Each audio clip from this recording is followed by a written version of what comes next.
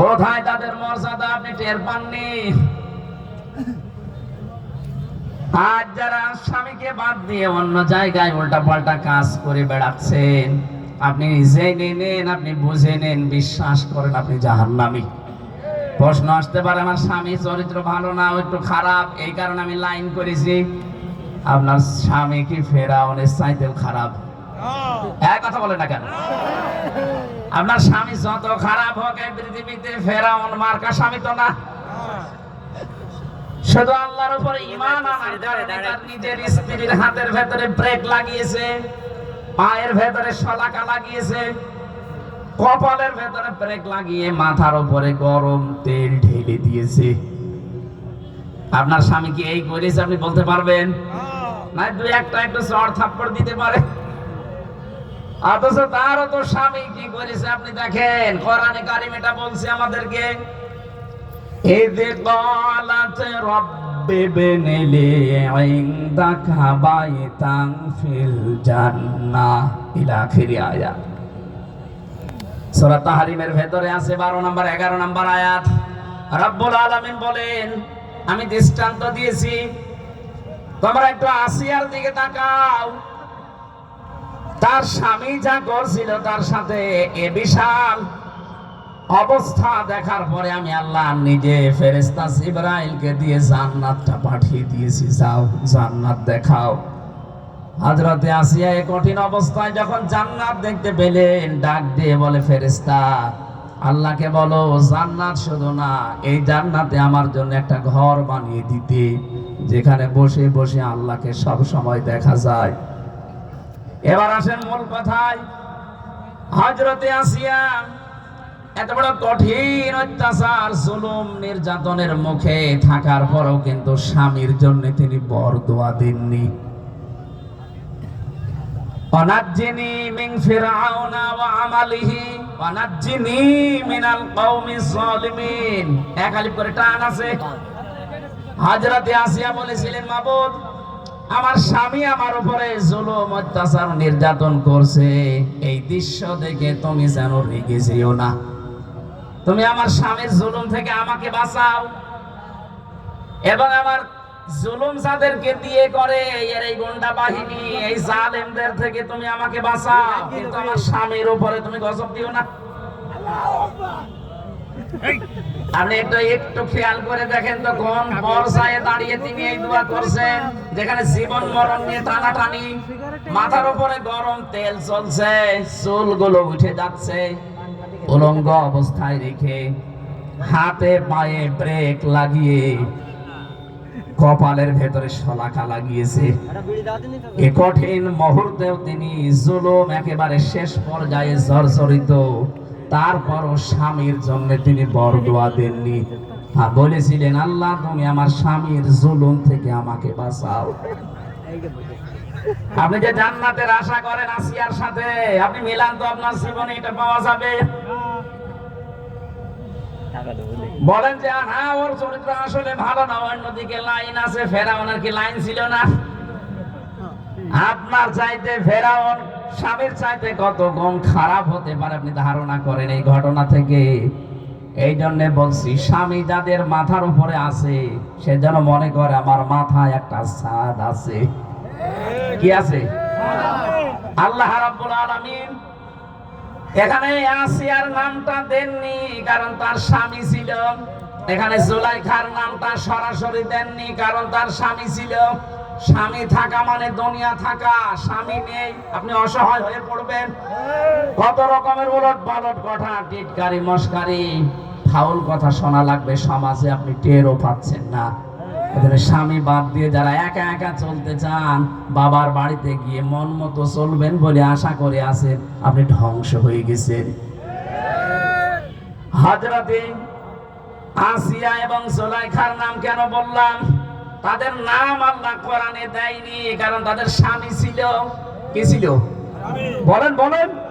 স্বামী খারাপ হোক, কিন্তু স্বামী তো আল্লাহ কায়দা দিয়েছেন, কন্যা দিয়েছেন, বহু বচন। কেন আল্লাহ তার নামটা দিয়ে দিলে তো হয়েছে তো কি, ইন্না কাইদি কন্নি। বাকি শব্দটা দিলেই তো অর্থ আমরা পেয়ে যেতাম, কারণ এখানে আল্লাহ জুলাইখার নাম বলছেন, কিন্তু বাস্তবে দেখলাম নাম না দিয়ে বহু বচন দিয়ে আল্লাহ এটাই জানাতে চেয়েছেন মেয়েদের যে চক্রান্ত এটা জুলাইখার একা না, কিয়ামত পর্যন্ত জুলাইখার মতো এরকম ষড়যন্ত্রকারী মহিলারা যাবে। আমার মনে হয় ওইটা একটা বাংলাদেশে আমরা পেয়েছিলাম। এই ষড়যন্ত্রের কারণে হাজারো আলেম 15.5 বছরে জেল খেটেছে, হাজারো মানুষ মানবতা ধ্বংস করেছে এই চক্রান্তের কারণে। পাশের রাষ্ট্রে ছিল মায়ানমারে আরেকজন, ওর চক্রান্তে কত লক্ষ লক্ষ মানুষ দুনিয়া থেকে বিদায় নিয়েছে, ও নাকি শান্তিতে নোবেল পেয়েছে। ওর কারণে কত মানুষ এই দুনিয়া থেকে বিদায় নিয়েছে, আদম সন্তান। কথা বলেন ঠিক কিনা? আমাদের যেটা জুলাইখার যাই হোক, এর কারণে কত মানুষ 2732 জন মানুষ অলরেডি এই দেশ থেকে কিছুদিন আগে মরে গেল। এই জন্য ওনার নাম এখন আপনি ইন্টারনেটে সার্চ দেন, 6 জনের নাম পাবেন পৃথিবীতে হত্যাকারী গণহত্যার তালিকায়। একজন হিটলার, চেঙ্গিস খান, বাকি আমাদের পাশে রাষ্ট্রে আছে যিনি, ওনার নাম আছে, আর যিনি পালিয়ে ওনার কাছে গেছে কিনার নাম আছে। বাকি গুলো আমি নাই নাই বললাম। আপনি বলেন তো যাদের নাম গণহত্যার তালিকায়, কত মানুষের রক্ত তারা চোষণ করেছে। এই যে আমার ফাঁসি চাই এই বইটা আমি পড়েছিলাম, দেখলাম ওখানে লিখেছে মতিয়ার রহমান রেন্টু সাহেব, উনি নিজে লিখে দিয়েছে যারা পালিয়েছে ওদের 2 জনের অভ্যাস চরিত্র এই ছিল, কেউ যদি মারা যেত তার রক্ত দেখে তারা খুশি হতো। আমি যেটা বোঝাতে চাচ্ছি আপনাদেরকে, মেয়েদের চক্রান্ত যেহেতু ভয়ঙ্কর, এটা বসে নেই, কিয়ামত পর্যন্ত এটা চলতে থাকবে। এই জন্য নবীজি ইন্তেকালের আগে জানিয়েছেন এই পৃথিবীতে আমার উম্মতের জন্য সব চাইতে ভয়ঙ্কর জিনিস আমি রেখে গেলাম 2টা, তার 1 নম্বরে মেয়ে লোক। এটা থেকে আমাদেরকে খুব সতর্ক থাকা লাগবে। আজ বাংলাদেশে অনেক মেয়ে লোক এখন মেয়েতে মেয়েতে বিয়ে করবে এই স্লোগান তুলেছে। 4-5 দিন আগে কুষ্টিয়াও 2 জন ধরা পড়েছে। ওই 2 জন মেয়ে লোক বলছে আমরা পুরুষ মানুষ চাই না, আমরা মেয়েরা মেয়েরা বিয়ে করব, যদি আমাদের বিয়ে না দেন আমরা 2 জনই মরে যাব। তোমরা যদি 2 জন মেয়েরা মেয়েরা বিয়ে করতে আমরা কি করছি? কথা বলে না, আমাদের আল্লাহ কি পুতুল বানিয়েছে? আমাদের কোনো কাজ নেই দেশে? চক্রান্তে পা দেওয়া যাবে না, এই সমকামিতা এটা হারাম, হারাম এবং হারাম। এটা যারা জারি করতে চাচ্ছেন, মুসলমানের এই 96% মুসলমানের দেশ, এটা কিয়ামতের আগে জারি করা সম্ভব না। আপনাদের স্বপ্ন সাথ কোনোদিন পূরণ হবে না একজন মুসলমানের দেশে জীবিত থাকতে। কথা বলেন ঠিক কিনা? এই জন্য আপনার মেয়েকে, আপনার বউকে, আপনার পুত্রবধূকে আপনি বেড়াতে নিয়ে যাবেন, কিন্তু সাবধান, আলা তাকরাবা হাদিহিস সাজারা। যদি আল্লাহর নিষিদ্ধ কোনো বর্ডার এসে যায়, যেমন পর্দা লঙ্ঘন, এটা একটা বর্ডার লঙ্ঘন করা। কথা বলে না। একজন মহিলা কয়জন? 14 জন পুরুষ বাদ দিয়ে কারোর সাথে দেখা করলে আপনার চোখ নিম্নগামী হবে, লজ্জা স্থান পবিত্র রাখা লাগবে। আমার মনে হয় বিবাহে বরযাত্রী যারা যায় ওদের আর কিছু না হোক চোখের সেনা হতেই আছে। আজকে থেকে এখন আর বরযাত্রী যাবেন না, কারণ এটা ইসলামে নেই। ইসলামে আছে অলিমা, জানি আপনি মানবেন না, কারণ এই দেশে অলিমা নেই, এই দেশে আছে বরযাত্রী। নবীজি বানিয়েছেন অলিমা, আর আমরা বানিয়েছে বরযাত্রী। এটা হিন্দুদের কালচার। তাফসীর মাহফিল দিয়েছেন কিছু নেওয়ার জন্য, অন্তত এইটা নবীজির কাছ থেকে নেওয়া যাবে না। আমরা যারা অন্তত ছেলের বাবা আছি, আজকে থেকে সিদ্ধান্ত নেন নবীজির বাইরের এই হিন্দুদের কাজ আমরা আজকে থেকে আর করব না। অন্তত যতদিন বেঁচে আছি কোনদিন আর বরযাত্রী যাব না। কারা কারা যাবেন না হাত তোলেন তো। এই আন্দাজে হাত দিলে মরবেন, সামনে আবার যাবেন, আমি হাত দিলে তো মুনাফিক হবেন। একেবারে অটুট সিদ্ধান্ত নেন, জীবনে বরযাত্রী যাব না তারা। বলেন না, হাত তুলছেন না, তার মানে এলাকায় সমস্যা আছে। হ্যাঁ সমস্যা আছে, থাক আপনার মানার দরকার নেই ভাই, আমার ওয়াজ করার দরকার কইরে যায়, আপনি শোনার দরকার শুনি। কি আশ্চর্য গো! অলিমা করবেন কারা কারা? অলিমায় যাবেন, হাত তোলেন তো। বোঝা দিয়ে প্রমাণ করবো ইনশাআল্লাহ। তাহলে আদম আলাইহিস সালামকে আল্লাহ বর্ডার দিয়েছিলেন, বর্ডার পার হলে আপনি জালেম হয়ে যাবেন। আমাদের সামনে সে বর্ডার আছে না বর্ডার উঠে গেছে? আরো জোরে বলেন। এখানে আমরা এই 500 বর্ডার দুনিয়ায় দেওয়া আছে, বর্ডারের কাছে পর্যন্ত যেতে পারেন, বর্ডার যেন পার না হয়, ক্রস না হয়। বর্ডার ক্রস হলে আপনি জালেম হয়ে উঠবেন, যেহেতু আল্লাহর কাছে সবচাইতে ঘৃণিত জালেম কারা? আরো জোরে বলেন। এখানে আগামীতে যারাই আসবেন এই লামে তাকিদ দিয়ে আমি এইটাই বোঝাতে চাচ্ছিলাম এতক্ষণ, আমি যাই করি অন্তত যেন জালেম হয়ে না যায়। অনেকে তো এখনো আন্টি শান্তি বসিয়ে বসে আছে, আর একটু পাইছি আর দেখেন কি করি। না, জুলুম করা যাবে না, তাহলে আপনার বাড়ি ঘর এরকম পরিত্যক্ত হয়ে যাবে হানিফের মতো। এ জেলায় হয়েছে কিনা আমি জানি না, আমার মনে হয় সব গড়িয়ে দিয়েছেন আপনারা। কারণ জালেমদের ওগুলো চিহ্ন রাখে না, আল্লাহ নিজে ফাকতি আদাবিরুল কওমিল্লাযিনা যালামু, জালেমদের গোড়া কেটে দেয় কে? আরো জোরে বলেন। আমি আবার বলছি, যাই করি এই উম্মত যেন জালেম হয়ে না যায়। যদি জুলুম করে ফেলেন তামাম দুনিয়া আমাদের পক্ষে থাকলে আল্লাহ বিপক্ষে চলে যাবে। আর যদি আমরা জালেম না হয়ে যদি মাজলুম হতে পারি, এতদিন যা মাজলুম অবস্থায় ছিলাম, সারা পৃথিবীতে এখন সবচেয়ে বেশি মাজলুম জাতি আমরা মুসলিমরা। যারা মানবাধিকারের কথা বলে আমাদের পাশের এই দাদা বাবুরা, সবচাইতে বেশি মানবাধিকার লঙ্ঘন হয় তাদের দেশে। আপনি দেখেন ওরা আমাদেরকে এই কথা জানায় যে আমাদের দেশে সংখ্যালঘু নির্যাতন হয়, এটা মিথ্যা কথা। ইসকনের বিরুদ্ধে যেটা হয়েছে, এটা হিন্দু না, এটা হিন্দু কিসের? ইসকন হিন্দুদের সংগঠন নয়। এর প্রতিষ্ঠাতা যেই লোকটা প্রভুপাদ স্বামী, একটা ইহুদি, খ্রিস্টান চার্চে লেখাপড়া করে হিন্দুদের কিছু মানুষকে মোটিভেশন করে ও একটা নতুন হিন্দুদের ধর্মের বদনাম করার জন্য এই কাজটা আরম্ভ করেছিল। সুতরাং ইসকনের নাম নিয়ে আপনি বিশৃঙ্খলা করবেন, আপনাদেরকে কিছু বললে আপনি দুনিয়ায় জানাবেন যে আমাদের সংখ্যালঘু নির্যাতন হচ্ছে। আজকে ভারতে তাকান, অনেক মসজিদ ভেঙ্গে ভেঙ্গে তারা আজ মন্দির বানাচ্ছে। এই কথা বলেন না কেন? বাংলাদেশে ইতিহাস আছে যে কোন মন্দির ভেঙে আমরা আজ পর্যন্ত মসজিদ বানিয়েছি?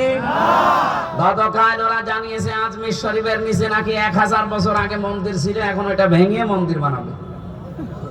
এই ভুয়া কথা তুলে যদি আজমির শরীফে হাত দিতে চান, বাংলাদেশের ঢাকার ইসকন মন্দির যেটা স্বামীবাগে, এখন যদি বলি যে এটা 500 বছর আগে এখানে মসজিদ ছিল, এখন নেন ঠেলা। আর জালেমরা যখন কারাগারে যায়, জালেমরা যখন আদালতে ওঠে, তখন আমার মাঝে মাঝে মনে হয় দেখ কেমন লাগে। আমাদের যখন নিয়ে যেত আদালতে মাথায় দড়ি দিয়ে, ওরা ফিসাফিসি করতো, এর কাছে ও বলতো দেখ কেমন লাগে। এখন আপনাদের এই দৃশ্য দেখে তো আমার মনে হচ্ছে দেখ কেমন লাগে। আজমির শরীফে হাত দেবেন দেন, আল্লাহর ঘর মসজিদগুলো ভাঙছেন ভাঙেন, 2-3 বছর পরে দেখবেন সারা পৃথিবীর যেখানে হিন্দু আছে তখন বলা হবে যে এখানে 1000 বছর আগে আমাদের মসজিদ ছিল। কি করবেন তখন? আপনাদের সংখ্যায় তো বেশি না, তামাম দুনিয়ায় সবচাইতে বেশি খ্রিস্টান ধর্মের মানুষ, এরপরে আমরা। কথা বলে না কেন? খ্রিস্টান 250 কোটি আর আমরা 200 কোটি, হিন্দু আছে 130 কোটি। এক একজন যদি এক একজনকে আপনি ভাগ করে দিন তাও তো পারবেন না। সুতরাং যে ষড়যন্ত্র আরম্ভ করেছেন এটা থামান। ইউনূস সাহেবের এক কথায় আপনার সব উল্টাপাল্টা হয়ে গেছে, তাও তো কিছু করে নাই। ইউনূস সাহেব যদি যা বলেছিল ওইটা করতো, এতক্ষণ পর্যন্ত ভারত এই 7 সিস্টার সব ভেঙে গুড়িয়ে যেত। ওনাকে দুর্বল মনে করবেন না, ওনার পেছনে যা আছে আপনি টের পাচ্ছেন না। আজকে সকালবেলা আমি 45 মিনিট দেখেছিলাম আমাদের টক শো গুলো, পাগল হয়ে গেছে। এই জন্য সেটা রেকর্ড হচ্ছে, সারা দুনিয়ায় যাবে এটা, এটা শুধু এখানে সীমাবদ্ধ নেই। এই জন্য এই কথাগুলো বললাম। যারা এই ষড়যন্ত্রে মেতে আছেন, কিছু দালাল মিডিয়া সহ, আপনারা থামবেন। এই হাওয়া দিয়ে, উস্কানি দিয়ে মানুষদেরকে বিপদে ফেলে দিয়েন না। হাজারো মানুষ কিন্তু জীবন হারাবে এই উস্কানিতে পা দিলে। আমরা এরকম কোন উস্কানিতে, ফেসবুকের কোন উস্কানিতে পা দেব না ইনশাআল্লাহ। আমরা যেন জালেম না হই, মাজলুম থাকি। আল্লাহ আমাদেরকে মাজলুম বানান, জালেম না বানান। বলেন আমিন। দরুদ আর সালাম পাঠ করার মাধ্যমে আমরা আরম্ভ করছি। সূরা নাহাল 112 নম্বর আয়াতটা পড়েছি। বাংলাদেশের সাথে আয়াতটা মিলিয়ে আমি একেবারে খাপের খাপ এই জায়গায় মিলাবো, তারপরে যাব। আল্লাহ পাক বলেন, দারাবাল্লাহু মাসালান ক্বরিয়াতান কানাত আমিনাতাম মুতমাইন্না। আমি একটা গ্রামের উদাহরণ দিচ্ছি তোমাদের সামনে। কে বলছেন? আল্লাহ বলেন, একটা গ্রামের উদাহরণ তোমাদের সামনে দিলাম। কি ছিল সেই গ্রামে? দুইটা কথা আয়াতে আল্লাহ দিলেন। কানাত আমিনাতাম মুতমাইন্না। এক নম্বরে সে গ্রাম ছিল নিরাপদ, দুই নম্বরে ছিল নিশ্চিন্ত। এমন একটা গ্রামের কথা আল্লাহ কোরআনে কারিমে আয়াতে আমাদেরকে শোনাচ্ছেন। যে গ্রামের বৈশিষ্ট্য পেলাম কয়টা? আরো জোরে। এক নম্বরে গ্রামটা নিরাপদ ছিল, দুই নম্বরে গ্রামটা ছিল নিশ্চিন্ত। 1947-এর আগে আমার মনে হয় বাংলাদেশ এরকম একটা বিষয় পার করেছে। কথা বোঝেন? এই দেশটাও ঠিক নিরাপদ এবং নিশ্চিন্তে আমরা বাস করতাম। হঠাৎ করে এই দাদাদের ষড়যন্ত্র মতো দুই পাকিস্তানকে ওরা আলাদা করে দিল।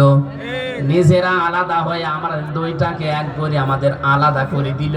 এরপরে তো আমাদের নিরাপদ এবং নিশ্চিন্ত জীবন উঠে গেছে, সবচাইতে বেশি উঠে গেছে। এর পরের শব্দে দেখেন, ইয়াতিহা রিজকুহা রাগাদাম মিন কুল্লি মাকান। 1947-এর আগ পর্যন্ত, যদিও এটা বাংলাদেশ সম্পর্কে না, এটা কাবা শরীফ নিয়ে আল্লাহ জানিয়েছেন মক্কা। তাফসীরে ইবনে কাসিরের ভেতরে মক্কা এই শব্দটা দেওয়া আছে। মক্কা তো এত নিরাপদ ছিল তামাম দুনিয়ার ভেতরে, ওই সময় এত নিশ্চিন্ত ছিল, বাইরের মানুষগুলো এখানে এসে নিরাপদ এবং নিশ্চিন্তে বাস করত। তামাম দুনিয়ায় 257টা রাষ্ট্র। 1947 সালের আগ পর্যন্ত আমি ইতিহাসটা পড়েছি। যারা মুরব্বী আছে জিজ্ঞেস করবেন, এই দেশেও নিরাপদ এবং নিশ্চিন্তে বাস করা যেত। ষড়যন্ত্র করে আমাদেরকে এমন একটা অবস্থায় দুইটা জিনিস ওরা তুলে দিয়েছে। আজ আর নিরাপত্তা নেই, আমরা নিরাপদ না। দুই নম্বরে আমরা নিশ্চিন্তে বাসও করতে পারি না।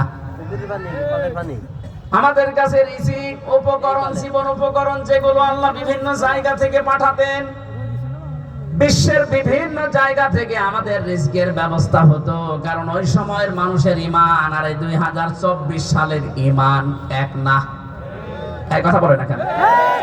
ওই সময় আপনি ইতিহাস পড়েন বাংলাদেশের, ফজরের নামাজের পরে অনেকেই বাড়িতে কোরআন শরীফ তেলাওয়াত করে এরপরে কাজে কামে হাত দিত।